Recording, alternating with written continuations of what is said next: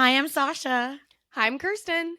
and this is Mess Magnets. We're back, baby. But new, baby. Yeah, but also welcome to our new independent podcast.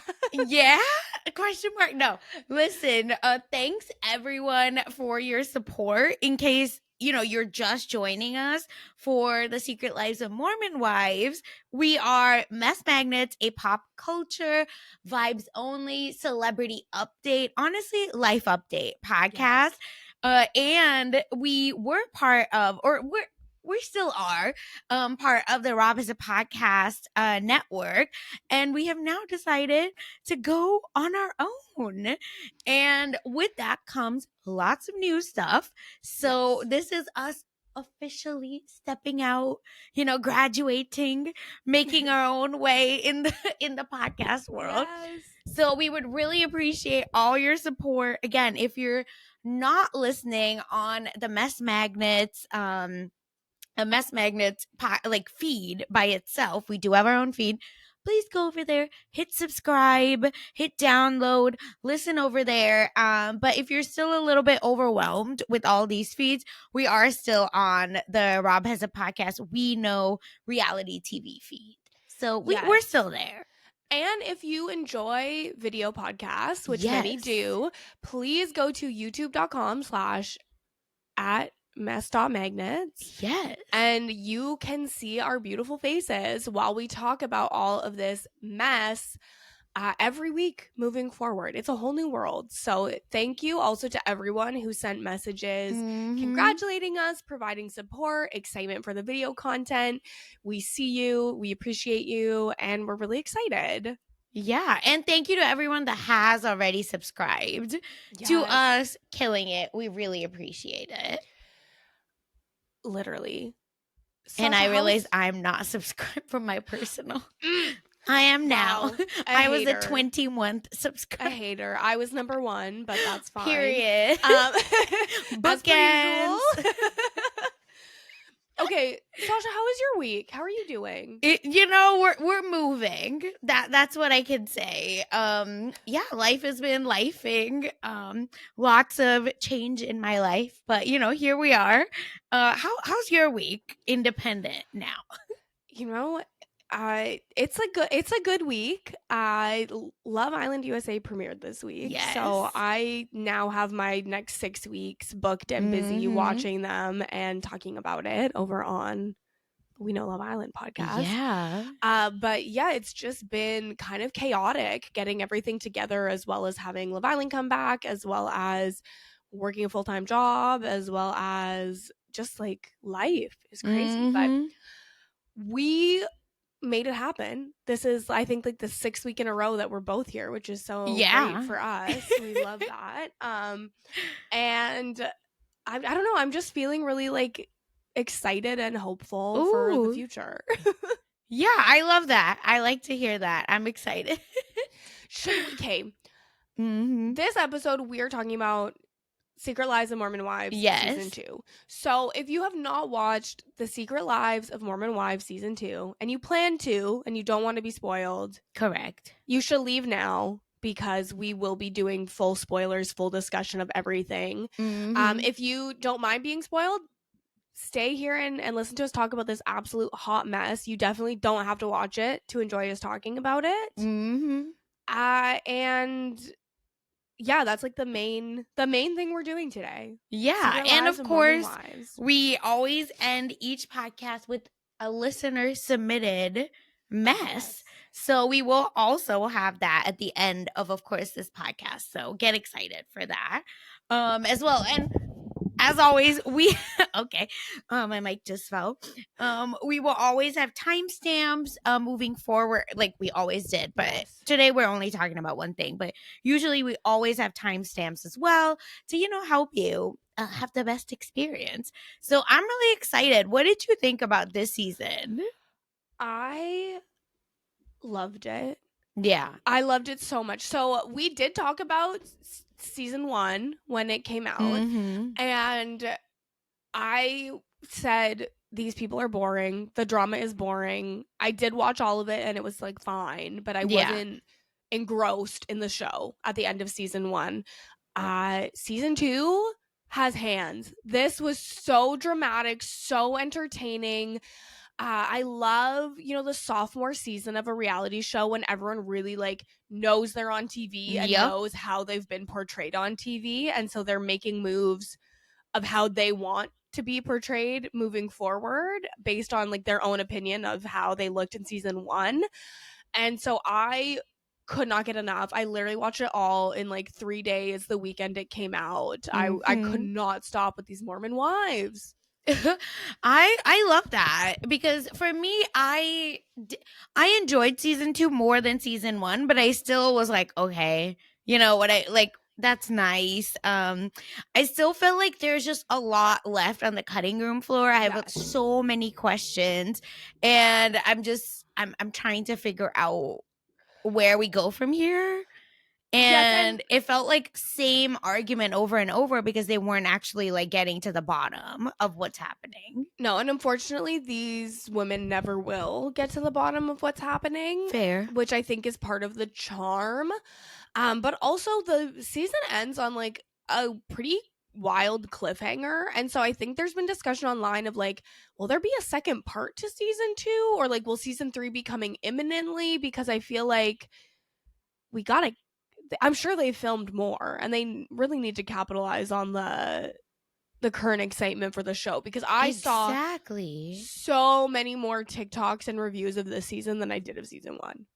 Yeah, and that's what it comes down to. I just feel like there are so many options, so why aren't we moving? You know what I mean? Like let's make things happen ASAP. Literally. And so I thought it might be interesting if we kind of just go through each of the wives and talk about like their general broader storylines, go down any paths that feel right to us. Like we don't have to talk about anything in any particular order. Yeah. But just so that we're not here for 7 hours doing like a chronological breakdown. And at the end of the day, like I said, there isn't really much going on. If you boil it down, like to all the episodes, it's the same storyline that just goes on. So I love that. We're going to go through each person. I also have pulled up their faces. Amazing. In case people were like, who's Jesse and who's Demi? I love it. We should absolutely be doing that. Yep. Queen. Okay, so perfect. First, Miranda. She is new to the show. She did not participate in season 1, but she is the kind of other woman from the swinging scandal that spawned the whole show. So she really should have been here from the beginning. And she chose not to be, to be fair. Yeah. And she is, I feel like a lot of people who didn't understand the swinging scandal kind of understood it when they saw what Miranda looks like for the first time, you know? I guess. I've seen a lot of people be like, okay, I get it. Yeah, I think if that's your type, yes, totally it makes sense. 100% if that's your type. To me, they just all again like look the same, and maybe because they go to the same doctor, and it's very interesting. Miranda, I thought her lore was better than her. Yeah, I like her. Like I think she seems like a cool person that I like. I would probably hang out with her. But yeah, the fact that she still just maintains that Taylor was lying about so much of the swinging really drove me crazy. But I thought it was so funny when they finally got Miranda and Taylor together to talk about it. And Miranda's like, yeah, I just kissed. That's all I did. And Taylor's like, so we didn't like have sex with our husbands in the same bed as each other? We didn't all have sex in the showers all together? We didn't like do all this other, which is like all this like even if you only technically slept with your spouse, it's still a group sex, and like swinging is crazy. And so when she finally was like, yeah, that did happen, it was just kind of like, okay, well, so Taylor was telling the truth the whole time. And it actually gives me the ick because it again, I need to like remember, right, they're part of like a Mormon church, an LDS, and this like I think is very closeted, right? Like for them, like it's a huge deal to talk about all this stuff, to engage in this stuff. So that's where like I enjoyed seeing that, like, hey, we're trying to, figure out our own way and explore our own sexuality. There were moments where I was just like, I think you were all just taken advantage of, because like you said, they talked about, right, like having sex in the same room, having sex in the shower. Like, how big are these showers? Yeah, what is the I was like at a bathhouse? Like, what? How is there so much room for everyone to all be having sex? I'm assuming these are huge, like, Utah, Midwest, like whatever, those houses that can have like multiple showers. So I get it. There was one part about their story where, and I think Taylor has said this before, where she was like, yeah, we got really drunk, and then the guys like asked us to put on short shorts, and then we came down and like made out a little, and they recorded us on their phones. And I was like, so they're making you like perform for them? Yeah, there's I mean, a lot of the season and a lot of the discussion, like the darker side of it, is like the consent discussions. And it's tough because the way that all these women are socialized and brought up is that like whatever happens is 100% your fault. Yep. And it's on you to make better choices, regardless of like how you've been, taken advantage of, or how like you're persuaded or convinced to do things. But then at the same time, because of how they talk about it, we can't even really know to what extent they are being pushed or coerced. And so they're also adult women with agency, and you don't want to like rob them of that by being like, oh, they didn't want to do it and they were coerced, because we don't know. And we'll never know the full extent to that sort of side to it all. Yeah, that's exactly how I feel. It felt really icky, but we will say they're all divorced and have left those partners. So that's really nice. And it feels like all these women are like figuring their own way through all of this. And I really like Miranda immediately befriended Whitney, who is like an outcast this season, and had some really great conversations with Jen. So I feel really good about her. Miranda is one of 2 people on this cast that are confirmed to have not voted for Donald Trump. Oh, really? Yeah. Oh, hallelujah. Okay, Miranda, we're back, baby. Yeah, so I think she's good people, and I hope that she continues on into the next season. At the end of this season, they did kind of like a vote on like who can be in Mom Talk or what. And here's the thing. When they talk about Mom Talk, they mean the show, The Secret Lives of Mormon Wives. They're just not allowed to talk about the show in that way, right? And so that's why like everything, will Mom Talk survive this? Mom Talk is about uplifting, like all of the conversation about Mom Talk, it's about the show. It's not about specifically Mom Talk or the group. Or the group. And so to me, this like vote at the end was so laughable, because it's like, y'all, it is not up to you who's on the show and who's not on the show. Like, who's going to be deciding? No, it's so funny. Like, I'm sorry. It's just like, it's outrageous. And every time they say, will Mom Talk, like, so last year was Will Mom Talk survive this last season? Yeah. This year was Mom Talk is about sisterhood and uplifting women. And Mom Talk is about sisterhood and like it's over and over again. It was the same version always. And since when is that what Mom Talk is about? Like, just stop it. The best part is it's always like uplifting when it comes to them personally, right? Yes. Like me as Sasha, or me as Whitney, or whoever else, it doesn't feel uplifted, then that is not what Mom Talk is about. Yeah. But God forbid you do that to someone else. That's, hypocritical. Who cares? Yeah, it's very everyone wants a village, but nobody wants to be a villager vibe. Yes, that's really funny. And so, yeah, we like Miranda. Really, the most things that we saw in the season was like the Halloween party, which I think we'll discuss more when we talk about Taylor. And then just like being with Whitney. Whitney sends a text to the whole group, and then Whitney's the only one who replies. It's just really funny. I'm sorry. And yeah, it's just her ex also felt like such a douche. Ugh.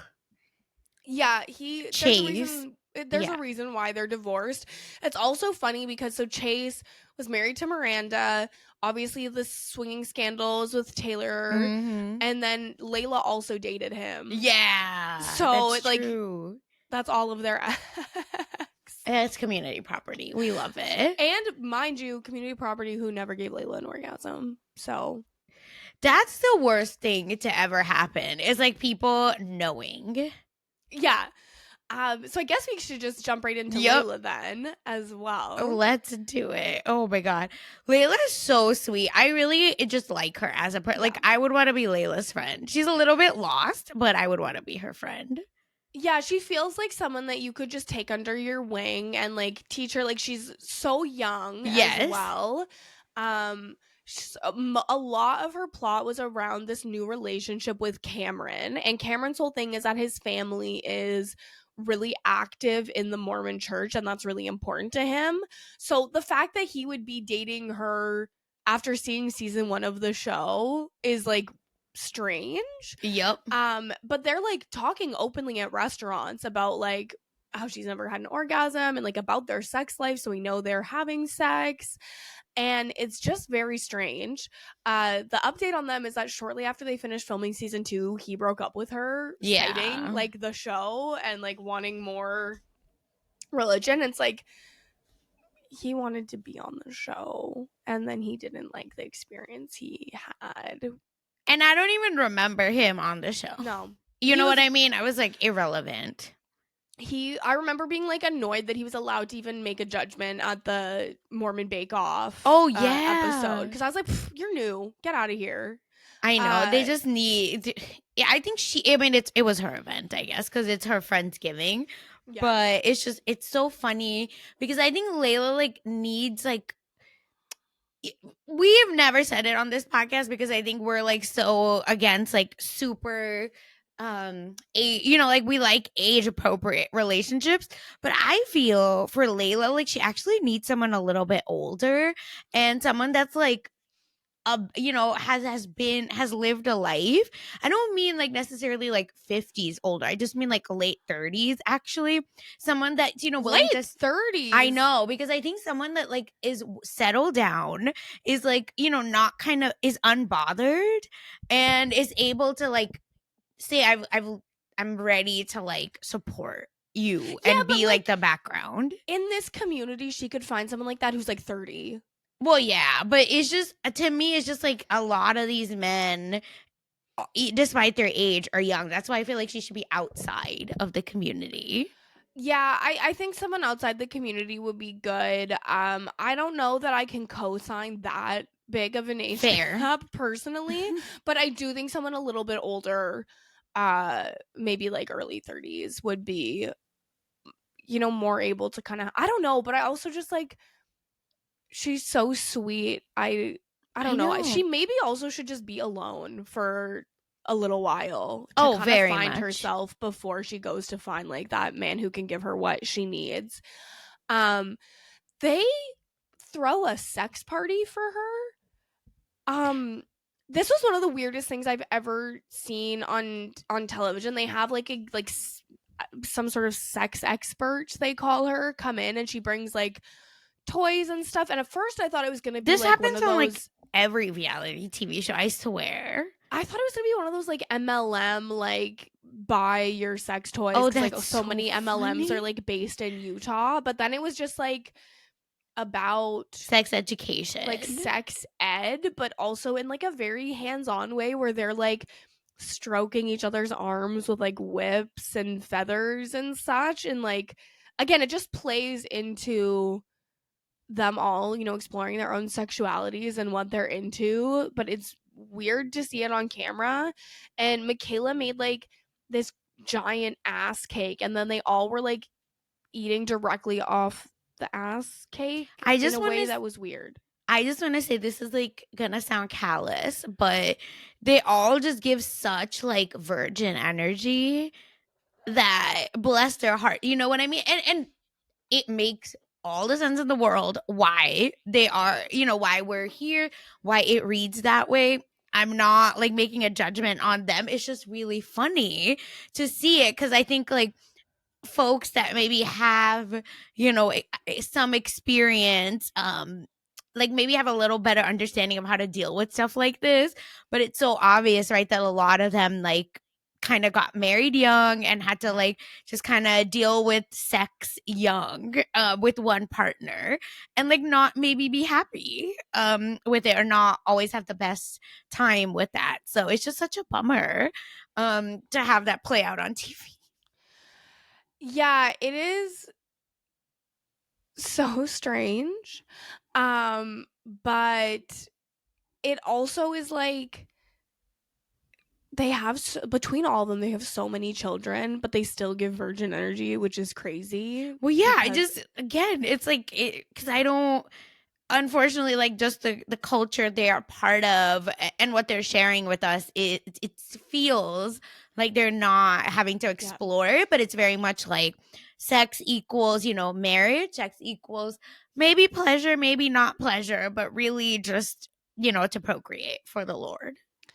Yes, you're right. You're correct. She also kind of becomes more friends with Taylor in this season, which I did really like. But also like there's moments where she's like, Taylor, I'm gonna stand up for you, and then she doesn't stand up for Taylor in front of the whole group, which again, like, yeah, she's 24. I kind of get it. It's harder at that point, and like Taylor doesn't really give needing help. Yeah, I just think that Layla should be like, hey, I support you.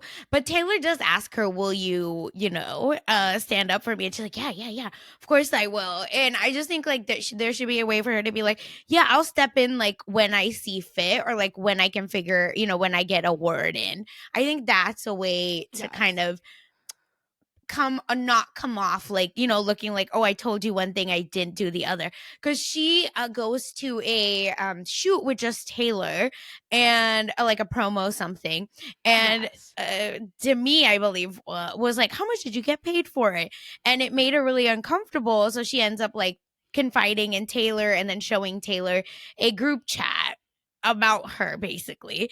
And that is so crazy. How did she think it would not come back on her? Which it hasn't, but I'm like, you're doing it all on TV. To show the whole group thread of everyone talking shit is crazy behavior. I love it. I love the mess. I love it. Because she said, here's my phone. Just read it. It's like by the end of the season, you can tell that Layla is leaning into like the messy side of reality TV and is like a little bit more willing to get involved a bit. But she's not quite there yet. I think there will be a lot with Layla in the next season. At the very end of the season, so there is like, we'll talk about it soon. There's like drama with Vanderpump Villa and stuff like that. And so she basically, as like penance for not standing up for Taylor in front of everyone, goes to meet up with Mariano from Vanderpump Villa to like get the truth about like what happened with Jesse and Demi, kind of like as kind of revenge on them for being against Taylor. And so I like that mess. I like the instincts. I'm excited to see where it goes. So here's the thing, because I was like, did I miss like this whole conversation? Did anything come out of this? Right? Like, I just had so many questions.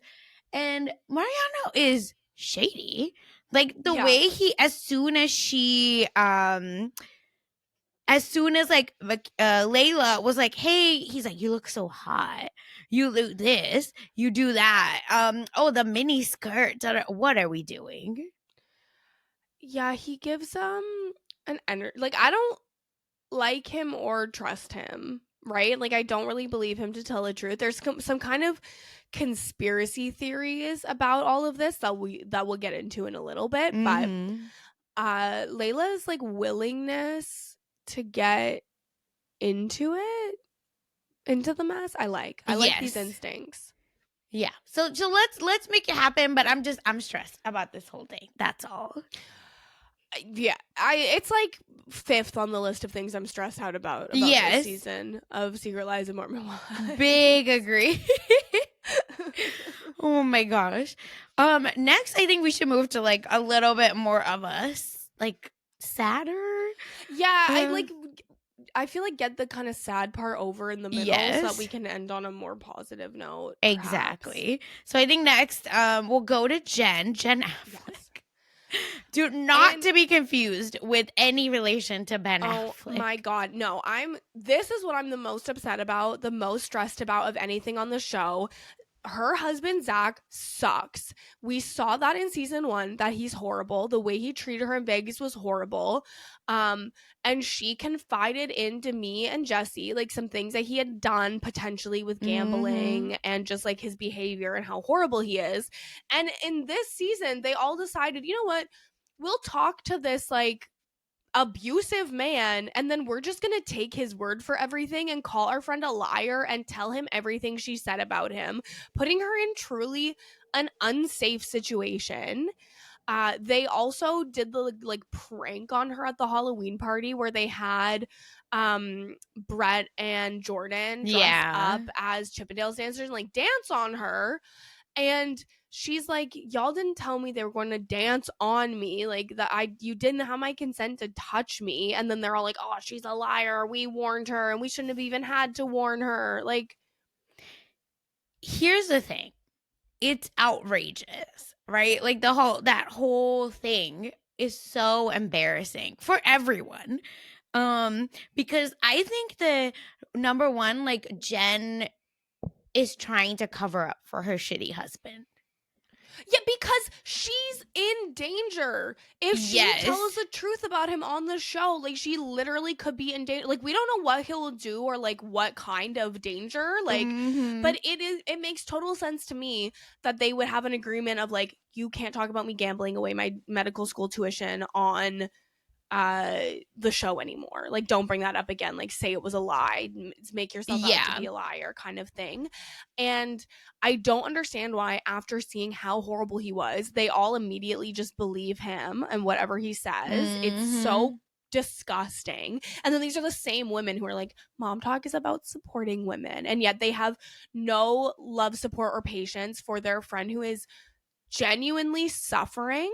Correct. She, like, Zach comes and moves back in. I guess he dropped out of med school. So to stay. First of all, you couldn't pay me to know that he talked about to know what he talked about, because he's saying that I dropped out of med school because Jen wanted to stay home and be part of Mom Talk. You lie. There's no way he actually did that, and he left. No, I'm sure there's more to that story that we will probably never know. He also is like, you have to stop saying that we're related to Ben Affleck. You were never told that. And she's like, no, like, your family said that you were. Like, she was definitely lied to about this. And then when it came out on the show and Ben Affleck, it was like, who? He was like, oh, I gotta do damage control and make Jen look crazy on TV. No, I still think that they just decided that they were like, oh, our lies are coming out. We gotta just check, because even on the Nick Vale podcast, she talked about it, and not once did Zach like step in and say anything. It's just, it feels gross. It feels like they're kind of just letting her take the fall for him and for everything. And Zach just gives weirdo energy. And I think they edited the Chippendale situation to make Zach look much better than he is, because I do think that whole situation, no one is right, because Jen was told ahead of time that something will be happening. I think Jen should have just been like, I don't want any of it, actually, because like, Zach is Zach. And then secondly, she should have been like, well, let Zach be a part of it. And Demi and Jesse are stupid and are just like messy as fuck and want to be part of like the main storyline. So I think they're dead ass wrong. That Chippendale thing shouldn't have just ever happened. I think that's so silly. Remember how Demi cried and cried over getting a box of cereal last season? And she thought this was okay. Like, that's actually insane. Yeah, this is what I just think that, like, they're, again, goes back to your original point of why season 2 of a show is really fun, is because they're trying so hard to make content, but they're not realizing that the content is at, like, their own sake. And they're not, like, and they're doing it to each other. So the person, like the doer, is not understanding, but then the person it happens to is like in shambles, right? Same thing about the pregnancy test that happened to Demi. She should have never taken the pregnancy test in the pregnancy test roulette. Yeah, I'm pretty sure that was production pushed that on them, because that was actually crazy. Yeah, so I just mean, like, it's just these moments that, like, happen to the women, and the other person is kind of like the doer is kind of just like, well, it's just funny, haha, and then they're like, this is not sisterhood and empowerment, and then it's rinse and repeat. But for Jen, it's obviously much scarier situation, because Zach even said on the pod that she tricked him into having a baby. I don't buy that at all. Like, Zach is like, oh, after our first baby, she like secretly got her IUD out and got pregnant on purpose and like to trap me. Like, baby, you were already married and had one child. Like, you're well and truly entangled at that point. And obviously I don't know them. I don't know the actual situation. I can only give my opinion.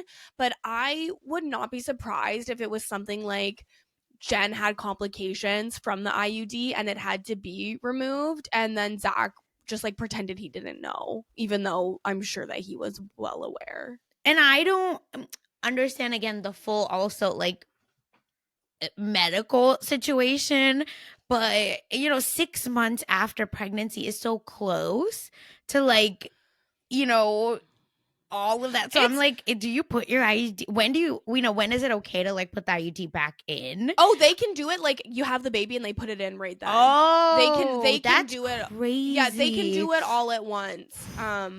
To just kind of like I understand. Well, if that's especially what you like want. if you're already like have an epidural or something, like to prevent having epidural, why not? The pain, right? That's true. But I like, not everyone reacts to all types of birth control the same way. So it's possible that like she had one put in after she had like the baby, and then it wasn't working for her and she needed to have it removed. And then like in that first like year after having a baby, you're like so fertile. Yeah, like that's what I keep thinking. It's just like that, like I can't imagine what hormone she was going to. That's why like maybe the IUD situation didn't work out, whatever. And a lot of women end up getting pregnant in that time. Yeah, it's like extremely common. Yeah, which is why doctors are like, don't like have sex early. Like, give yourself time. Yeah, and also why they sometimes put the IUD right up in there. She gets pregnant with their third child in this season, and when she sees the positive pregnancy test result, she is weeping. She is so upset. She does not want to be having another baby. She's not happy in her relationship. She doesn't feel good. Like, she even has a conversation with Whitney where Whitney talks about how like getting divorced was so hard but so good for her. And she's really, really struggling with depression. She has trouble getting out of bed. Like, and that's a lot of people also were like, look how good Zach was to her when she was like in bed, blah, blah. It's like, yeah, because he has her where he wants her, at home, in bed, pregnant, tied to him more tightly than even before. Like, disgusting. They also like Jesse and Demi gang up on Jen this whole season, calling her a liar about everything we just talked about. And allegedly, like, they had, one of them, perhaps Demi, had threatened her with like a lawsuit. Cease and desist. A cease and desist regarding what happened in Vanderpump Villa. So it's kind of like, oh, did they just gang up on her because she knows something about whatever happened that's inappropriate, and now they look like literally the devil? Very high chance, right, that that's the truth. I'm with you on that, where something's up, and I think they're just like wanting her to be out of the way or discredited, right? I think that's the Yes. best way to say it. It's like noting, calling out all the other stuff, which I don't even think is their thing to call out, right? Like her relationship with Zach, it's a mess. And I think that they weren't helpful. I don't think that they're No. being good friends and like helping her out, because if they were good friends, if someone like Zach came up to you, wouldn't you be like, no, I actually like just don't like you, and nothing you say, even if Jen tells me, I'm gonna agree with. So leave me alone, and like I don't want to talk to you. Yeah, I agree. It's just so weird. Again, I think we have to look at it as like Demi and Jesse are trying to gain like the, you know, the fern apple. If you were thinking about the reality, the Real Housewives, and they're grasping at straws to do it, and I think it would have been like, oh, let's like get into it. This is kind of funny, right? Like if Jen was able to give it back. But because I think Jen was struggling so hard, it just felt icky on all Yes. ends. And again, I do feel like Jen isn't telling the truth of a lot of stuff, but I do think that like it's to save Zach in a lot of ways. Yeah, I think a lot of it is to protect Zach, because if she doesn't protect Zach, that could put her in some level of danger. Yeah. Because on the Nick Vale's podcast, she does also still say that Demi pushed the boundaries of her relationship in Vanderpump Villa, and called her, and apparently Jen called her out for it, and she was very upset in Italy. And Demi even said, how dare you tell me what my own boundaries are in my marriage?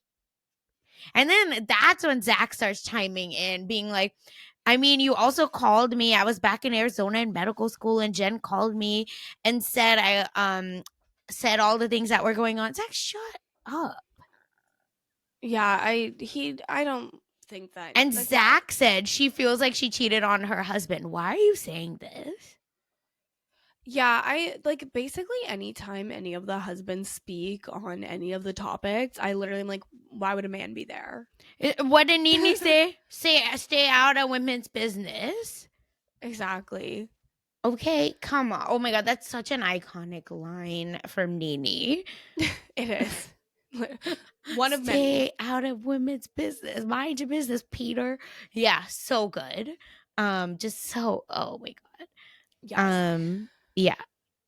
But So yeah, it's so just they did, well, the one thing I will say, they did stop filming Jen. yes. And I thought that was nice, but again, still like, how are we in this situation, man? Yeah, it's the thing where I like that the show said we stopped filming with her at this point because she obviously had mental health concerns and we wanted her to be able to get help for that. But at the same time, I'm just like, oh, so Zach has now isolated her from all of her friends, and the TV crew is gone, so it can't even be captured. So we have no idea what's going on behind closed doors. Yeah. So we just got to be careful with stuff like this and everything that's like on TV. Yes. We need to be aware. Yeah, let's talk about Whitney next. Whitney, who I'm sorry, Whitney to me is still top 2 star power of people on this show. Like, she didn't really have that much going on this season, but I just feel like she gives great confessionals. Okay, yes. And I think that she does a good job of storytelling, and I still am like, she didn't even really do anything wrong in season 1. And so for her to be like, still don't like Whitney, so I love this. The fact that she's like treated as like, I don't know if I would personally get along with Whitney. Like, I don't think that we would be friends. But as a TV character, I think she has like the star power, and the storytelling is good, and she's insane. Which okay, then yes, love, I'm with you right? on all of those things. Yes. And so even though she didn't have like anything really going on, she's trying to get back into mom talk, right? Yes. And she's also like extremely pregnant at the start of this season, and then has her son Billy. And then like 2 days postpartum is like at a mom talk event. I'm like, girl, you should be resting. What do you mean? I'm telling you, it's just I find her to be so fascinating in that she was obviously subdued this season because she's trying to get back into mom talk. So I think she couldn't be her full villain. So, and a villain complimentary, all right? Yes. Full villains because we need it. All right. But, like, I also don't like everyone's happy. Even then, what did she do season 1 that they hate her so yeah, much? I don't think they hate her so they don't much. need to hate her. It's funny is like we like find her cringe, right? Like with her dancing. Yes. And all that. To me, it's I don't hate anyone like that. Especially not Whitney. I just find her to be very cringe. I just feel like she was a little bit of a non-factor in the show, but yes. 100% confessionals wise, she was great. I think find her to be very funny because it felt like she was cozying up to Demi. Yes. And then as soon as she was back in, she did not give one damn shit. She literally Demi. was like, okay, yeah, I'm with Demi. We're against Taylor. Yep. We're on a side together. And then at the end, when Demi's like, Taylor should be out of mom talk, let's vote. And not one person raises their hands in support of Demi. Like, Whitney stands for nothing. Yeah, that's why I think a lot of people don't like her. But I think that we need the low key villain. It's the thing I don't like about Whitney is the crazy video from when her baby was sick in the hospital. Agreed. Right? And so like if people on the show were like, yeah, I just can't get over how she used her sick baby to do a TikTok dance for clout, I'd be like, yeah, I understand why you don't like her because that is not a normal thing to do, right? But I think that's like, for she us, didn't show if that up. Makes sense. Yeah, she's like, they're like, she didn't show up to the baby shower. She's like an enemy. And so then she apologizes and people are like, she doesn't even know what she's apologizing for. I'm like, do you know what she's apologizing for? Like, she didn't do really anything. I'm so with you. The only thing she tried to do, which I feel like they don't even talk about, is that she tried to oust Taylor and then, try to take over quote unquote Taylor's place. Again, that is all positives, right? For us as viewers to watch. That is hilarious. Yes. Again, we need that. And then when obviously it all failed season 1, she like left the group and blocked everyone. Hilarious. We love dramatic. A non-self-aware person. And then at least season 1, we had the like husband, drama. But this time it just feels like she was trying to get a storyline, but felt like on the outskirts, right? Because she's trying to get in. So I think now that she's in, she's gonna be back. Like the bitch is back. Yeah, and like I think like she kept trying to host events and everyone would be like, I'm not replying to this text, I'm not going to this event, right? So she never got to spur drama in the way that she would have liked. But now that they voted her back in, I think it's kind of like she's crazy, but she's our crazy person, and they will have to like go to her events and stuff. So I think that will be very fun for a dynamic in season 3. And you're so right. It's so funny that she like was in the Mean Girl Brigade with Demi all season long, and then when it came to a head and Demi was like, we have to take a stand, because like Whitney's not about taking a stand. Whitney is about making drama and making TV and making content. But Demi kind of made it personal, and then when it came down to brass tacks, nobody agreed with Demi's course of action of wanting, because like they also all know the clout that they get from Taylor being in their group. None of this happens without Taylor. The show doesn't happen without the swinging scandal. Like, they literally owe all of their newfound fame to Taylor, and you could tell that eats Demi up inside. And Whitney doesn't like it. Whitney's like, I wish I was the queen. Well, because she's like, I could do it too. Yes, but you can't. But she recognizes at least that, well, no, we need the drama with Taylor in order to keep this machine running. So I cannot stand. And she already got kicked last time, so let's be so serious. It took me out. I love it. I love it. And I love, like, she's also not scared of Taylor. Like, she'll fight with her, which is nice, because I do feel like people get very scared of Taylor because she does not hold back in an argument. Yep. So funny. All right. Yeah. So I think that's where Whitney, we're just, we're waiting, we're wanting more, but rightfully so. I think she was like, girls, I just need to get it first. Yeah, she's honestly, I would love to see Whitney on like Celebrity Big Brother if they brought it back. Like, I think that she would actually be a mastermind. That's what I'm saying, because I think you're right in that she, like, I don't like her as in she's the villain, which is funny, and like that we still need like people like that. She didn't get to be a star this season, but she still has star power, and the fact like.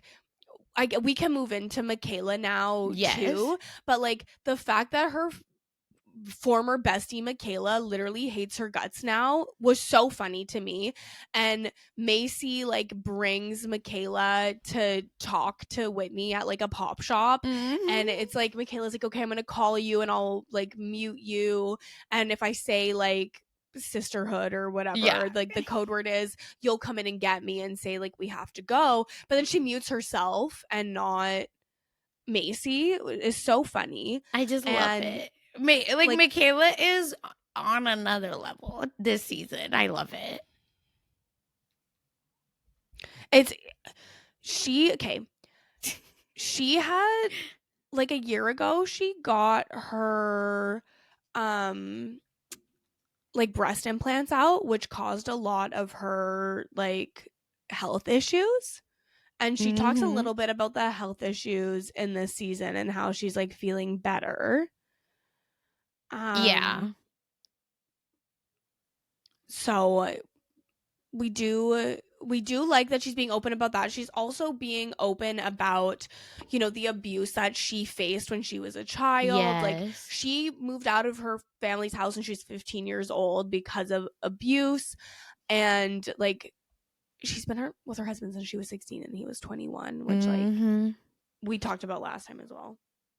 Yeah, it's also, I will say, I think for this situation, she also shares her, unfortunately, like abuse so sad. that happened to her, which again now with how lost a lot of these women can be, like, I want to be like careful in how we talk about this, but it's just because we're making a lot of assumptions, right? Like, but I think when children, it doesn't matter their gender, right, like are not taught about consent, about their body, about things that can happen unfortunately to them, I think it is a highly likelihood that they can fall, for this kind of stuff. And then Michaela shared also that her mom didn't maybe believe her, or she didn't feel, at least, that her mom was on her side. Like, very common. Extremely common.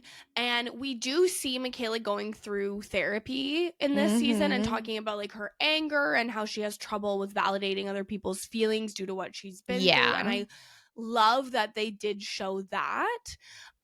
Also, when she was on, I think it was when she was on the Vile Files podcast, she mentioned like they talked about her relationship with her husband, and she talked about how difficult that was in the early days and how she, due to her trauma, kind of like made him like her abuser in her mind, even though that wasn't in her words what was happening. And so they've, like, by all accounts, it does seem like they are happy and everything is going well for them, and she is pregnant again this season, and they all seem really happy. And so she seems like she's in a healthy like situation now, and she's dealing with her trauma.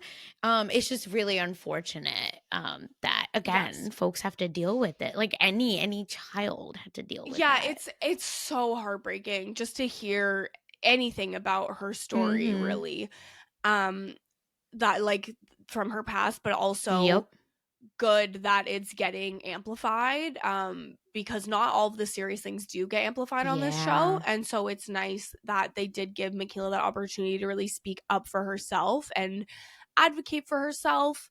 Part of all this too, like, link into the Whitney side of things. Like, she is like making mean videos about Whitney, and then it's like, I can make whatever videos I want. You're not my friend. Sorry. And it's like, that's crazy. So I have a take on this. And tell me what you think, because I'm willing to be like I'm willing to be swayed. I feel that Michaela, right, and she's 24.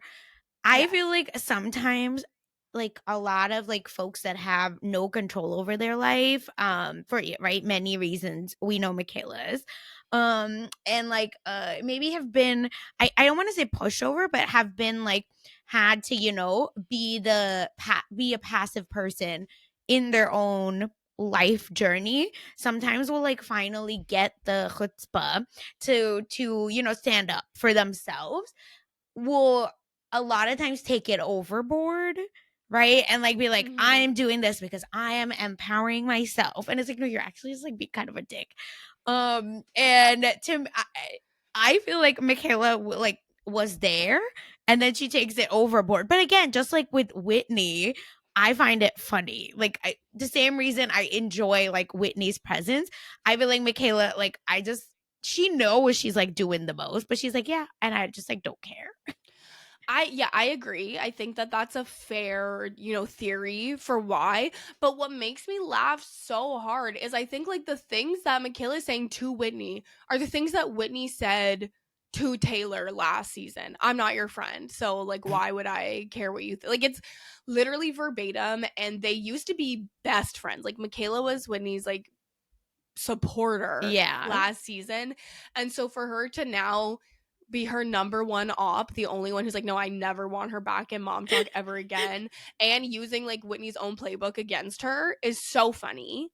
But she also said she did an interview on a podcast called The Squeeze, and she said Whitney really reminds her of her mom, which she finds triggering, to add like another layer to it.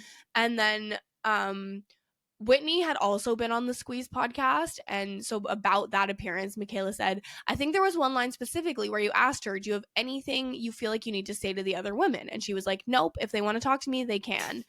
And Michaela said it was like she didn't know what she was taking accountability for and apologizing for. That's something I've seen with her, is she comes back when it's convenient. So for me and my personal growth, I think it's okay for me to say I'm not letting you take any power. I'm keeping my power over here, and you can do whatever you want and be on your way. So like, fair. And it creates good reality TV moments. That's so fun. Like, it's just, again, I really enjoy it. I think there is a lot of trauma, right? Like behind this. And maybe same for Whitney too, but it's very funny to see like this young, someone that's like in, whose prefrontal cortex is not developed yet, right? Like not at 25. Having to like deal with such crazy real life shit. And I appreciate like a non-problematic but still messy and like mean way that she's putting it out there. I agree completely. Like it's still mean, but here we are. And I think if anyone, Whitney can handle it. Yeah, like Whitney will be fine. She's a tough lady. And also, why on earth would anyone want to watch the show if it was just everyone being nice to each other all the time? Yep. Like, to me, I've never been that show. I've never wanted that on any competition show, any like reality show, period. It's just not fun. Yeah, it's like, because there's ways to have the drama and have the chaos and have the mess without like being problematic. And I think Michaela understands that and falls into that, where like Demi and Jesse maybe are not so good at exactly walking that line. Yep, that's 100% it. Yeah. Oh my gosh, blessed. But yeah, listen, we can't talk about Michaela if we don't talk about her right-hand woman this season. The other baby mama of said season as well, Macy, who I think also so good looking. Her hair is always so flawless. Just, I really appreciate it. But yeah, we're gonna talk about Macy. Macy will tell you she has the best butt of Mom Talk as well. Which I'm like, she will never shut up. Yeah, which like, it's like, okay, yeah, in this group of women, sure, like, right. And again, I just feel like I'm being mean. I actually think she's like, they're all really pretty, so it's not fair. It's like 1A and 1B at this point. But it's, to me, I personally find like these shows, especially with majority white women, when they talk about stuff like this to be very funny.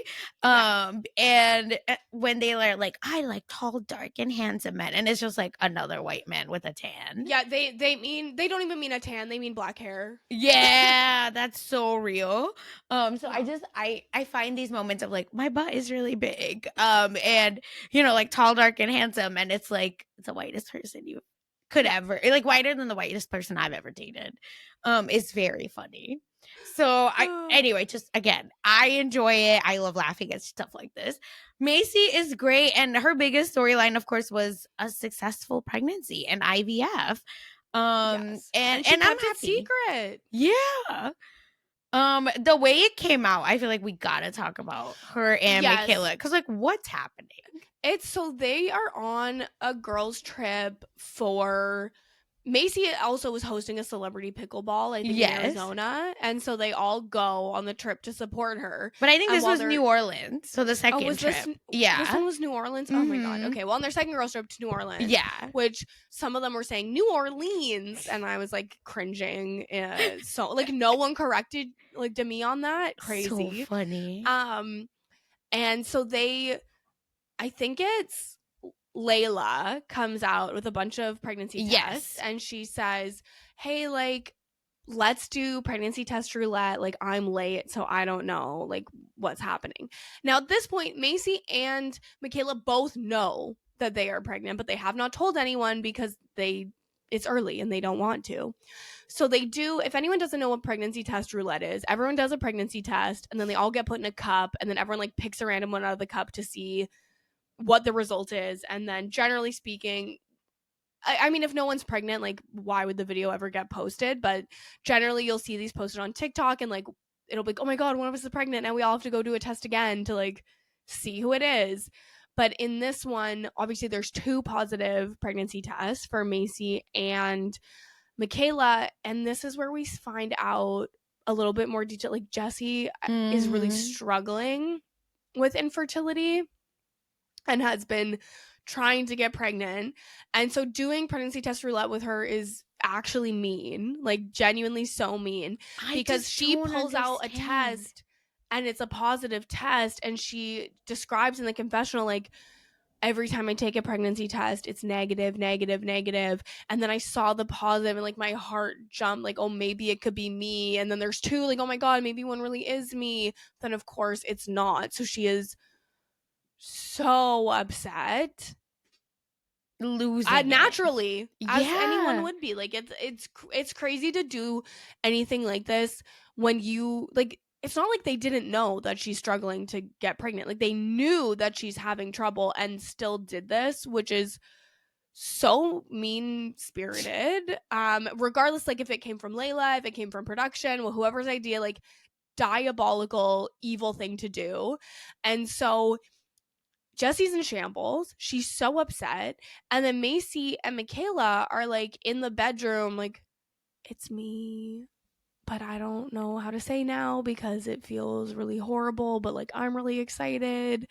And when he's like, Michaela's like, Macy, you did IVF. Like, why didn't you tell me? Like, and it's such a strange moment of television. Because no one is owed anything. I want to make it clear. Like, Macy did not need to tell Michaela. I just find it interesting that they're all sharing so much, but then not sharing.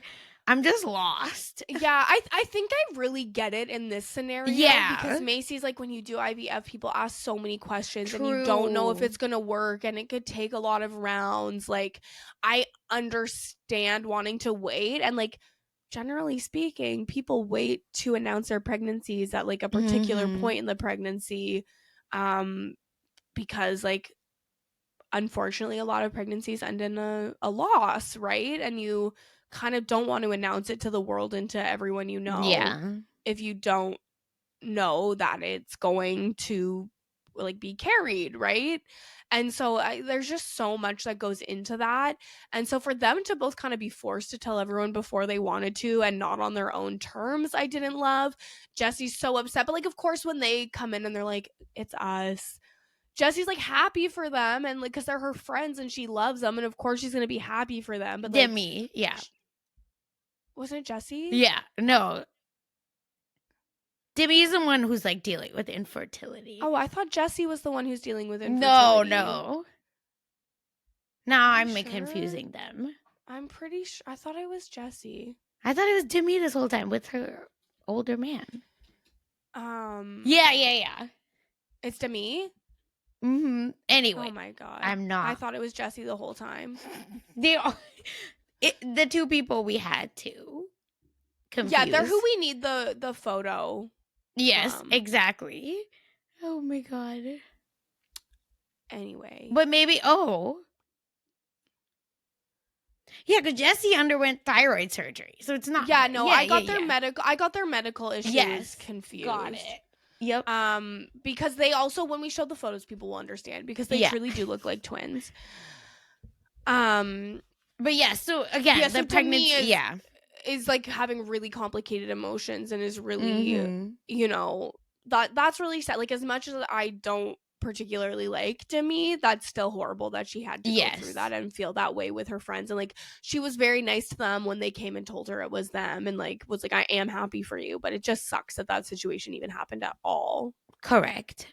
Just unfortunate. But also another piece of Macy's story is that she definitely she shared with us last season, right, that her first child's dad ended up dying in a car crash when she was like 13 weeks pregnant with their child, and it happened when they were in college, and they were in a fight when it all happened. So it's really sad and unfortunate, but they were also able to like have like a really beautiful child out of it, and she still has a good relationship with his parents, which is really nice. But the one thing that kind of the next or last hurdle for her was that like she'd never been to the car crash site before, and she did go with Michaela to that site, and it was just like really painful.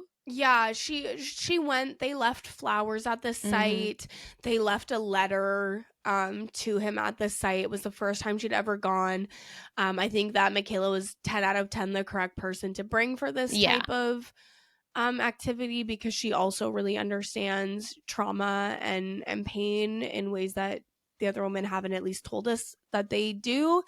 And I was happy for that she was able to have that moment of maybe like a little bit of closure. She talks to his mom as well, and like you could tell they just love her so much and they love their grandchild, and it was really moving. She also has a book deal that got announced in this season, so I'm pretty excited. I will definitely read the book when it comes out. I think it's really tragic. Ugh. It's gonna be sad. It's gonna be a really sad read, but I think it'll be interesting to see her perspective. And she talks about how when she got pregnant, her dad gave her a journal and was like, write everything down, and so she has like a lot of detailed notes about everything she's felt over like her whole adulthood, basically. So it should be a very gripping memoir, I think. Yeah. Oof. So that's Macy. Another person that you just like want to win in life. Yeah, and she is the best. Like, no matter who is fighting, she literally never picks a side with anyone. She's just like a peacekeeper at her core, and she wants everyone to get along, and you can tell just how she moves that she's trying to get everyone to just get along. Yeah. And I think she comes off at least fair. Like, she gives us drama, but it's not like, oh, you're being a little bit hypocritical, blah blah blah. So I enjoy that about her as well. And now the moment why we're all here. Yes. Taylor, Frankie, Paul, the star, literally the star of the show and of everything. And she like I feel had a kind of quieter season overall. She has drama with Dakota, who is the father of her most recent child, who is named Evertrue, by the way. Which took me out. I thought his name was like Ever something, and he went by Ever, which I was like, that's cute. No. It's just Ever True. And I saw a lot of people saying she named the baby Ever True because nothing Dakota said was ever true. And I would make the same joke. So yes. And so their plot is really like, he was cheating on her when they first got together. Mm-hmm. And like he would hang out with this other woman who, this came out during like Macy's like Confession Sundays thing last season at the very end of the season. So he would hang out with this other woman during the day, and then he would go to Taylor's house just at nighttime for nighttime activities. And Taylor like really doesn't trust him, and it's really upsetting, but they also still have to co-parent the baby. But also Taylor's family is evil about this, except her sister. Thank her you. sister's the only real one. So they have like a barbecue, and they're like explaining the drama between her and Dakota, and they literally are like, well, why'd you sleep with him so fast? Like, that this is on you, basically. Also, her mom has a new face. Oh yeah, but at least her mom admitted it, so I appreciate that. Well, how could she not? Well, yeah, you know, you could be like the Kardashians. It's just good skincare. Oh my God, Lindsay Lohan. Yep. Or the goop treatment. But yeah, it's just, I would also say, like, I felt like I wanted to just scream to be like, get the hell away from your family. Because again, it's just, there was a lot of emphasis on prayer, but not, which is like, I pray when I'm stressed, like when I'm in these moments, but I would also say, like, just because you're praying doesn't equal you shouldn't do all the other stuff that goes with it. And it felt like they were constantly yelling at her and you know, having these like very high expectations of her. Meanwhile, Dakota could just like show up for a barbecue, and that was like making him, you know, 90% better than all the men. Even her dad, I felt like, was being weird. And it's really disappointing, because if someone cheated on, God forbid, you know, that ever happened, like, my daughter would have to like beg me to get, you know, for me to care about this person again. Yeah, it's horrible, and they do not treat Taylor well. And so this is like her biggest plot line, is like the drama with Dakota. And then her other big plot line is that she was asked to present an award at the CMA, like Country Music Awards. We talked about this specific thing already on Mess Magnets as well. Yes, and so funny. Nobody commented on her Instagram post that they were happy for her, and she saw that as targeted, and I think it probably was targeted, and she made like a TikTok calling them out, and that was the cause of the major drama of this season, and to me being like, fuck Taylor, like, we don't need her, like, get her out of Mom Talk. Which, again, to me, girl, be so for real. Yeah, it's just, again, to me, I appreciated that, like, it felt like she was cool with everyone, because there was a moment at Macy's when she was announcing that she's writing a book, and they were redoing the seating chart. They were like, oh, sit Taylor with anyone, she gets along with everyone. I felt like that was growth for her from season 1. Yeah, I think that is a lot of growth. And like, Taylor gets in some fights this season. Yeah. She gets in fights with Demi. She's fighting with Dakota. She's really going through a lot, and you can tell that she struggles a lot with self-worth. Like, she really thinks that like what she did in the soft swinging scandal and like her past behaviors make her a really bad person, when she hasn't, like, I mean, none of us are perfect, but like, I think she's just mostly normal, and really struggles with self-worth based on the way the people around her behave and talk to her, like intercepts how she behaves and talks to herself. 100%. I think her inner voice or inner conscience is like so shaped by like the wrong things or the wrong people. And I would hope for her sake, you know, she's able to kind of, one, stop that cycle for her children, and then two, like, find her voice through all of this, because there's so much pain every time she talks about it, and it doesn't feel like there's any like answer to that pain. Like it just feels like it's like a cycle of like, oh, she's dealing with all this and then there's no out, and it's just kind of like she's making the same mistakes because of it. Because they do have a moment where she's very like happily being like, yeah, Dakota and I still sleep together, because she's like, I need, long story short, right, humans need companionship, and that's what she requires. But it's just, I got the ick from him last year, like last time we seen him, and it just never went away. I just find him to be so like vibes wise like such a red flag, and I'm just not about him. He's trying to start dad talk as if anybody will care about that, so it's just bizarre. Like, we can't, you think we can't tell Jesse and Demi apart? Maybe we can't tell any of y'all apart. I don't know most of their names, and I never want to. Exactly. Like, when I know their names, it's because of bad reasons. Yeah, like Zach, exactly, or Dakota. It's very unfortunate. So he just his episode with Nick Vale just dropped. So Kirsten and I have not heard. I don't know if you've heard it. I have not. It just came out, I think, while we were recording this podcast. So he talks a lot. I was just reading up on it, and he talked a lot about his addiction, which, like, that's his story. We're not here to pass judgment on. But he talked about how he felt scared in the early days of his relationships with Taylor, and he was so afraid of how much he liked her. Bullshit. And how afraid I was of her knowing that I didn't really know what she wanted, or if this could even be a thing. This is such a weak person cop out, by the way. That I liked her too much, which means that and she was apparently still talking to the man she had an affair with. Why is he outing that? And I'm not stupid. I can obviously read those things. I still knew there was something going on there, and I didn't necessarily want to give her 100% because I was afraid, that to get hurt, long story short. And that also would have been fine, but you have to tell her that. Exactly. Don't tell us that years down the line. Like, shut up. We don't care. And then he said, which all of this, when I'm all in, I'm all in. No, you weren't. Because you have a child with someone and you're still not all in. Fuck you. And it led to the fact that, like, she had taken wipes, like, when she took the baby for co-parenting, and in the whole time she had the baby, he never went and bought more wipes. So when they get there, the baby needs a change, and they had to go buy wipes because he didn't have anything to wipe the baby with in the house. Like, no, go away. Yeah. And he's like, that led to dumb mistakes in the early stages. No. Which is like all the other stuff that came up that we saw in season 1. And then he was like talking about how it's so like crazy that he's saying this stuff.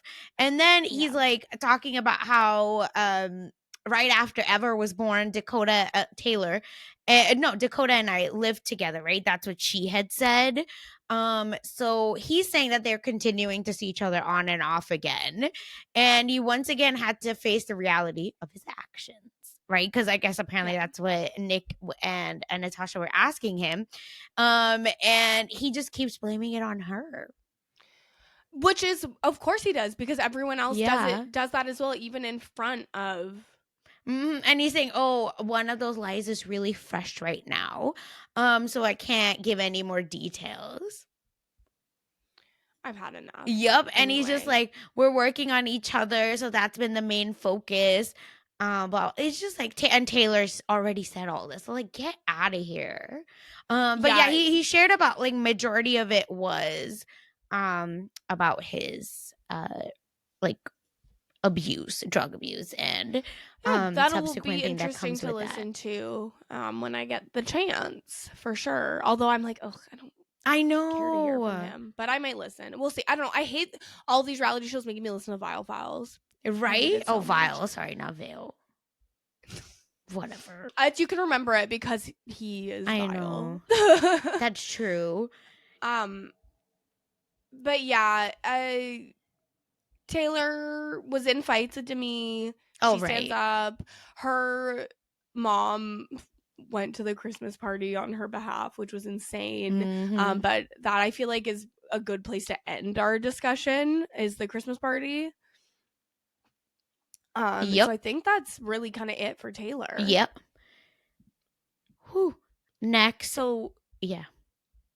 Yeah, next is Demi. Listen. Oh my God. This girl. It's this so woman, funny. I know she's like my first comment on Demi is, who is she? I couldn't tell the difference between her and Jessie most of the season. Like, majority of the season. As referenced by, I did not know which one of them was struggling with infertility because they look so similar. She thinks that she was a fan favorite from season 1, which is so funny to me because I don't think anyone knew who she was in season 1. Mm-hmm. I still can't. If you put a picture of Jessie and Demi, let me find it. Is it next? No. Oh, sorry. Yep. Sorry. Tell me you know the difference. Like, Jessie has darker hair kind of by the end of the season, and that's like the only thing that confidently, like, if I took this off, what? No way. Yeah, they look so it's similar. just the hair. Yeah, you're right. It's once the hair is darker, then that really helped, but that didn't happen for like the whole season. Like, so it for a lot of it, I couldn't tell who she was.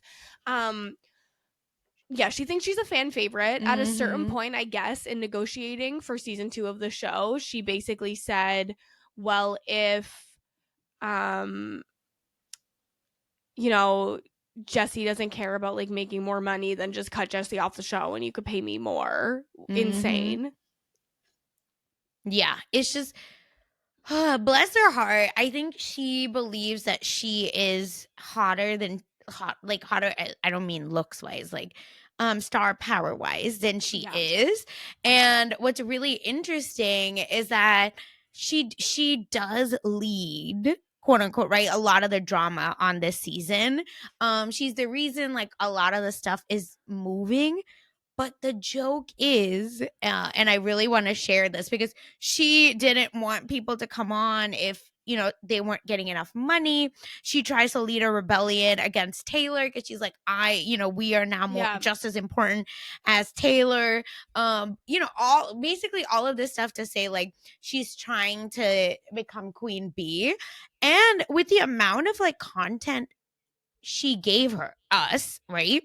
You would think that, okay, fine, maybe something can there is something here. But have you looked at the promo images? Not in a minute. Yes. So I had pulled it up and then I somehow deleted it. Sorry, y'all. Okay. But I want everyone to see that this is the promo image of the Secret Lives. And again, she thought a lot about herself. And sorry, trying to find a good image. There it is. And it's kind of embarrassing. Like, you wouldn't see me because where is she? This is her in the back. Yeah, they put her in the back row. Jessie is more in front than her. Yes, like Taylor, Michaela, and Macy are the top like 3. Yeah, and then Jessie is like the 4th, and then Whitney, and the others at least. She is given similar or worse treatment as Miranda. Worse, I think. I think she's further back, and I think she looks smaller, right? And she looks smaller. She looks like she's in a shadow, like in Whitney's shadow, literally. Like, she's literally in Whitney's shadow, which is funny because she's trying to do what Whitney did. Yes, season 1, right? But the thing is, like, Whitney to me always came across as like unself-aware. Yes, correct. Like, very like just dramatic queen. Yeah. Whereas Demi comes across very mean girl. I just think she gives like teenage mean girl that like you write in like a stereotypical teen young YA like novel movie. I didn't hate her as much as everyone else did because I still think without her, do we have content? Yeah, we did need her for the content, but she did some things that I thought were crazy. Yeah, very much. I just find this to be very funny that like after giving all this content, trying to be against Taylor, she has ended up in the back row. Yeah, and so like we'll see how big of a role she plays in season 3. There's also like Macy had received like a Sinner Sunday confession that her husband had, like Demi's husband had cheated on her while they were in Italy for Vanderpump Villa. And there's a lot of theories out there that Demi submitted that herself to like cover for herself for potentially having done something at Vanderpump Villa. At the Halloween party, she says that Chase, quote, put hands on her. And he technically touched her arm and said, "Where's your husband?" Like, he was kind of being rude. But if I went to my partner and said someone put their hands on me, he would think that I've been like pushed or like hit. And so Brett reacts very much in that way. And it was like a crazy fight. And then Jordan is just sitting there like a little chihuahua screaming, "Take accountability." I was like, why are you here? Oh my, I'm telling you, it's outrageous because the thing is, like, Chase, Miranda's ex, was shady to her, right? Was like, "Where's your husband?" And like, I think did that really condescending thing that men do at parties and clubs, right? Like, move you. Yes. So I think he did that, and it was shitty. Wrong. He shouldn't have done but it. It's just the way she's like, Brett, like, if I did that, I don't know what Karthik would do. If I did that, Josh would think I had been assaulted. Yeah. And he would probably react very similarly to Brett. He would want to fight. 100%, especially because, like, I do not ever go to Karthik for like help. And if I'm, oh my God. Like, no. Okay, that would be stupid. Like, fighting is bad and like people shouldn't fight, but gross. I can totally understand why in that situation, like if Josh told me that someone put hands on him, I would like want to fight. I was like, and I would do the same. I would be yelling at people. Let's not get it twisted. But it's really unfortunate how it all went down. But I think she could have. Don't you think she could have told Brett, like, hey, he like kind of is like being disrespectful to me. Can you handle him? I think Brett would have still. Use a full sentence, like actually explain what happened. And it was also like Chase was trying to leave the party. He's very aggravated and upset. Like, you could just let him leave. Like, I don't think the scene of Brett trying to fight him added that much to the segment. It's so funny. I'm sorry.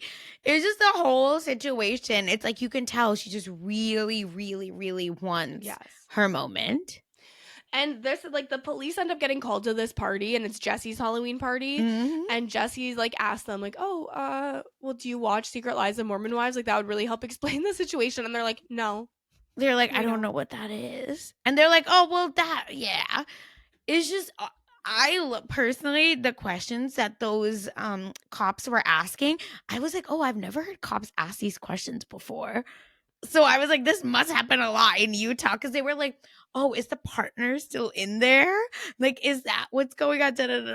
And I was like, usually they'll be like, oh, are the all the people in the fight, like, have they left, or some basic ass questions, but it felt so pointed. Yeah, it felt very pointed. They definitely get called out to situations many times. And I do also think, like, specifically asking about the partner, I think they were trying to gauge, like, is this a domestic violence situation? Yeah. 100%. And yeah, it was very pointed. Chase was a jerk at the party, like, pointing at Taylor. I love that Taylor, like, gets pointed at one time and she's like, oh, I'm in this conversation now. Yep. Just I don't know. And this is like this continual story with Demi. Like, again, I want to give her props for being the person that moved the whole season along. Positively and negatively, that's for everyone else to decide. But the truth is, like, she was making the move. She has fights with everyone.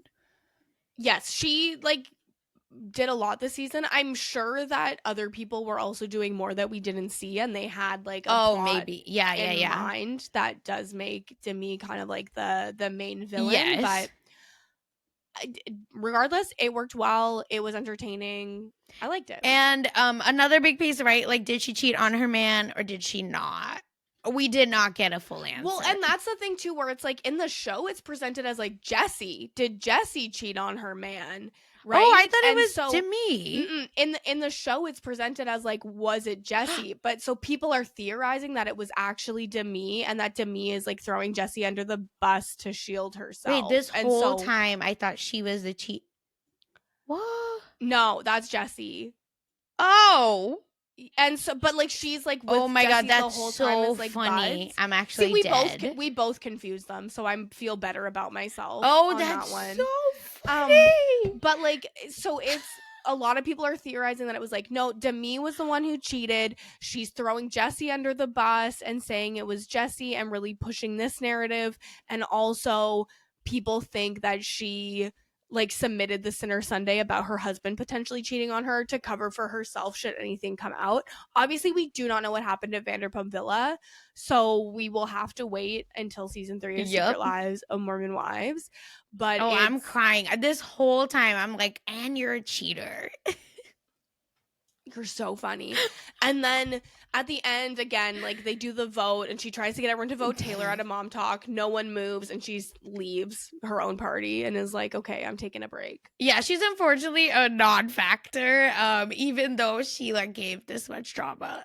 Yeah. Bless her heart. Because that's the thing, like she can give us drama for the TV, but she's not like respected enough for people to really take the lead. Like she's ranting and raving in these group chats, but no one else is matching her energy. And she's fighting Taylor's mom, which like Taylor's mom, like, don't dog your own child like that, right? But like why did she go to the party? It was so stupid. Like it was also like she had accidentally invited Taylor to the party. Yes. And then I'm mad at Layla for telling her it was an accident, because if Taylor had showed up to the party, that would have been iconic. That's what we wanted. Like, come on. I'm also mad at Taylor for not showing up when she found out it was a mistake. She should have been like, oh, well, I got the text. I'm going. She should have. And then she should have caused issues and left.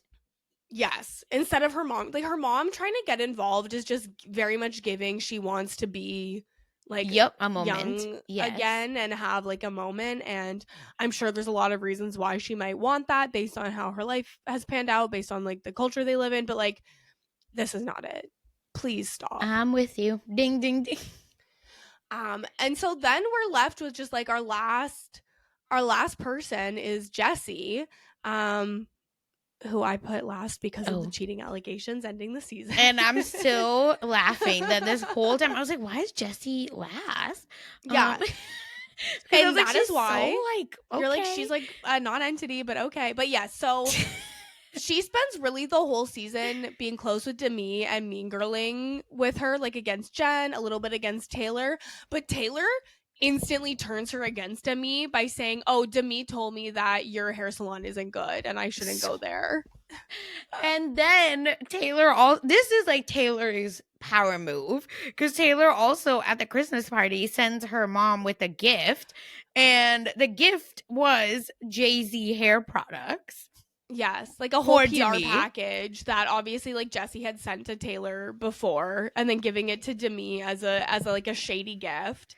Oh my god. One little plot point that we don't see as much about, but we do get a little. In season 1 of the show, nurses reached out to Jessie and said, it looks like you have a goiter in the show. Like, are you seeing a doctor? Like, it looks like you have a mass on your thyroid. And so she went to enough people messaged her this, and she went to a doctor, and she was like, what's going on? And she had nodules on her thyroid. Yep. They did not know if they were cancerous or not, so she had to have surgery and get half of her thyroid removed. Which is, it's just wild that it's from the show. Like, people saw on the show. I'm like, okay, are any nurses watching? Like, how does my neck look? Like, I know. I was like, what the hell? You know, a similar-ish situation, similar-ish, as in, you'll see. Nothing life-threatening for me. But a messenger reached out to me when I shared about my Japan trip. And they said, like, hey, it seems like you have, like, these foot things. And they are, like, they were really, like, knowledgeable and a doctor. Or I don't know if they were a doctor or, like, a help, like, podiatrist. Like, I can't remember the exact qualifications. So I don't want to be wrong. But anyway, they were either a podiatrist or or an assistant to podiatrist. I'm sorry, like I can't remember exactly, but either way, they like recommended 3 shoes. I tried them and it changed my life. And she was like, and you probably would like Hoka's because they also have a heel, and I know you're short. It obviously helped me a lot, but I want to like also say my mom has a lot of like randomly when we went to Europe last year had a lot of foot issues, ends up wearing the Hoka she gifted me, and like it saved like her foot from like getting worse. Wow, And has helped her like, and she like now always wears the Hokas. She's walking a lot because those are like the only shoes. And my mom's been to like podiatrist, physical therapy, all this stuff, and it's not like necessarily helping. It's just kind of like putting a band-aid on the situation, but the Hokas like helped from making it much worse. That is wild. Yeah. And it's so interesting too because I have joint my joints are hypermobile, and so basically they're all very loosey goosey. So it's really easy for me to like pop things out or like twist my ankles and all of that stuff, and I can get like really bad ankle pain because they've been sprained so many times because of this. And I tried on Hoka's and they just like didn't work for the shape of my foot. So if anyone else is in a similar situation and you're like, oh, I really want these shoes, like everyone's raving about the Hoka's but they just don't quite fit, try on Cloud Runners, because they're another really, really high quality sneaker that are so comfy for walking shoes. And when I wear those as my like normal everyday walking shoes, all of my issues disappear. And when I wear literally any other shoe, they come back. So an alternative to anyone who might have it. I love this. Yeah. So it was just, so I like empathize in a very small way, but it like really saved my mom. That is so sweet. Yeah. I love that. And yeah, it's so great that people were able to see it and she was able to get help and, honestly, and get shout a surgery. Out to messengers. Yeah. But really to Jessie also, because that seems like scary because it could be cancer. Yeah, it's really scary. And like thyroid stuff, even regardless of if it's not and they had to remove it, like that, having thyroid issues changes a lot of your day-to-day life. And like my mom had hypothyroidism, and so it can really have impacts on you. So hopefully she is doing well now and that everything was successful. I'm pretty sure she posted that it was not cancer on TikTok, but now I'm like second guessing myself. Yeah, I don't know. I'm not. Yeah. So yeah, take that with a grain of salt. I cannot remember what she said in her TikTok. She also, at the end of the season, Marciano kind of implies that he may have cheated with Jessie. And there's been a lot of mess on social media as well of like, oh no, I like just slept on her couch and I was seeing another girl, and like it's weird. The situation is weird, and we will probably never know the full truth, but hopefully we'll get more information next season on Secret Lives of Mormon Wives season 3. Yep, but I don't trust him because he was moving weird. I don't believe him. I don't believe a word he says. He's giving big I just want to be on the show energy. Yeah, period. Whatever. But yeah, that is it. From Secret Lives, the only thing, right, like was that I like we share our notes. So in our note, Kirsten wrote final mom, notable event. I think we talked about all of them. But the last is final mom talk vote and tribal counts. Yeah, it really felt like I was watching Survivor in a way when they're all voting, and like they tried to vote on Whitney in New Orleans, but they were like, people weren't willing to vote yes because Michaela was so against Whitney joining. But then finally everyone except for Michaela voted Whitney back in at the end, and they decided to abstain from voting on Miranda just yet. So we'll see what happens with that. And yeah, that's it. That is the second season of Secret Lives of Mormon Wives, my new favorite show. Just so much fun. And thank you everyone for listening. But now it's time for Anonymous. Yes, it is time. Anonymous is when we share a morsel of gossip from one of our listeners who we affectionately call the messengers. And this one is actually, I thought, what better way to start our kind of independent era but by giving the last kind of follow-up mess on a previous story that we have before we kind of emerge from the cocoon and are like fully on our own. So this is a follow-up on the Hall of Fame mess that you talked about with Puya earlier last year regarding the coworkers like Ty and Shannon and getting the tattoo and all of that. Oh, brother. Yes. And so there's a little bit of new mess from the situation, but first they answered your questions. All of the parties that are fooling around are tested, clean, and practicing safe sex, just not with each other. Our messenger is definitely not in love with this man, just had a crash out in the summer. Ty knows about and has seen the tattoo. Okay.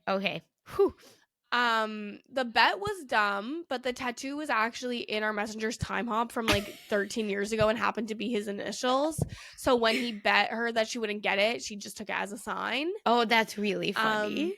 And they do have good friends, but they thought that she was joking about it because all of this was very unlike her, and they probably would have talked her out of the tattoo if they had realized she was being serious. Got it. Okay, thank you, messenger, because I was stressed out.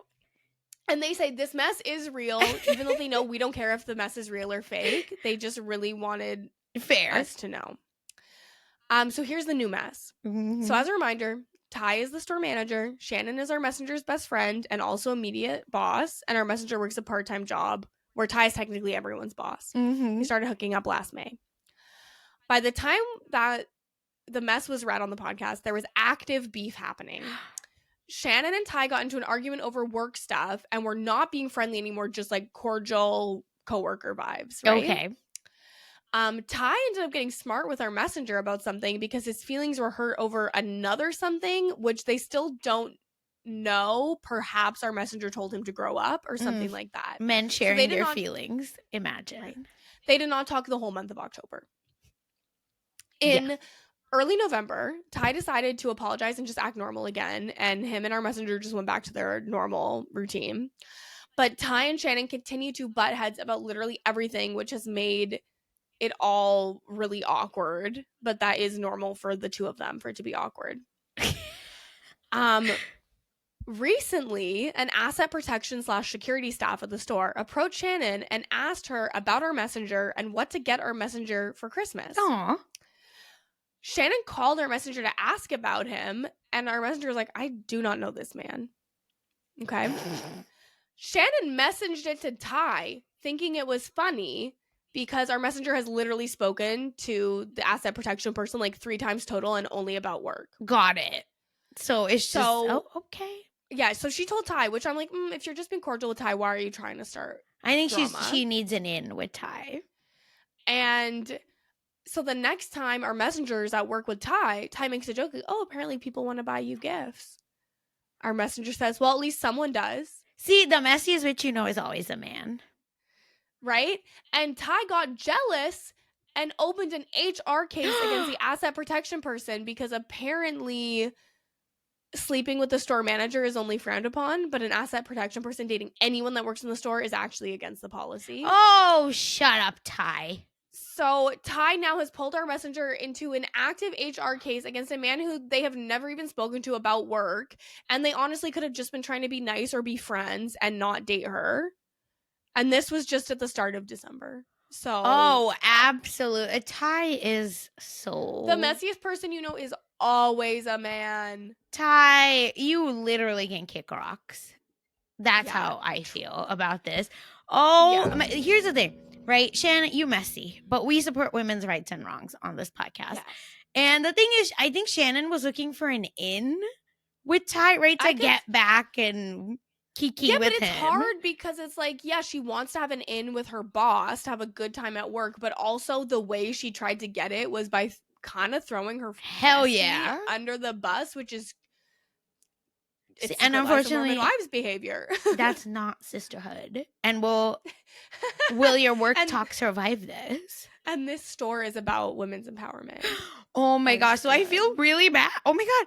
Yeah. Do we know if the person is okay? If that person was just like trying to be nice. Like, what's the tea on that? Yeah, we So don't many even layers. know. We would love to know. But I'm assuming that because literally nothing happened and she never dated this Right. man, that the file probably got concluded and is fine. But I want to know, like, what did that do to your relationship with Ty? Exactly. Why do you keep playing around? I think we got to cut it. Cut it off. I think we're over it. Like we got it. You know, there's more fish in the sea. Yes, it's over. Yeah, it's like done. because here's the thing: it's all fun and games until someone gets hurt, and Yes. Mr. AP could have gotten hurt. And he's like basically an innocent bystander. Yeah, and again, maybe he was being creepy too. But the thing is, did you ask for help? You know. Yeah, exactly. So I'm just some things doesn't sit right with me. I don't like it. I agree, but Ty, you're done. Ty, it's over.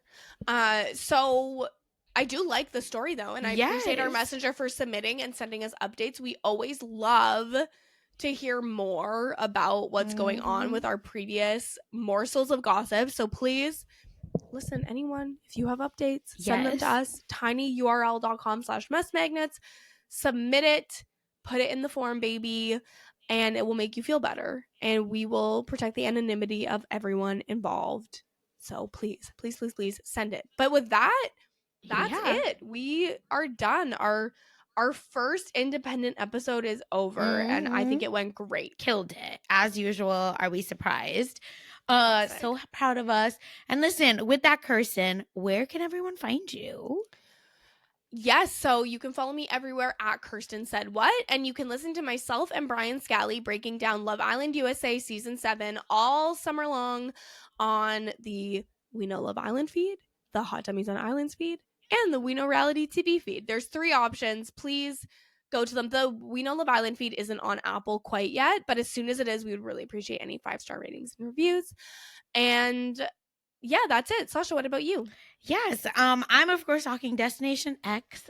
You know, they sent us a nice PR box. I feel like I need to show it in the background if you're watching on video. So check out Destination X, my coverage on a really fun summer show about where the F are we. It's a little bit of GeoGuessr, a little bit of Amazing Race, right? Like the mole, where you have to do a bunch of tasks to understand or get clues about where you are and what country in Europe you are. So check that out. It's over on Rob Has a Podcast YouTube channel, and we're doing exit interviews. So check out exit interview from the second person eliminated. And I talked sneaky links with Chappelle on the Nothing But Netflix feed and the podcast and the YouTube as well. So check that out.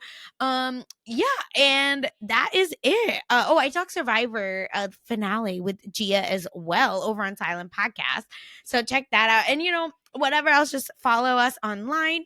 Make sure you're hitting subscribe and brand new feed, YouTube feed, and make sure you're downloading the Mess Magnets feed. Okay. Thank you everyone for listening.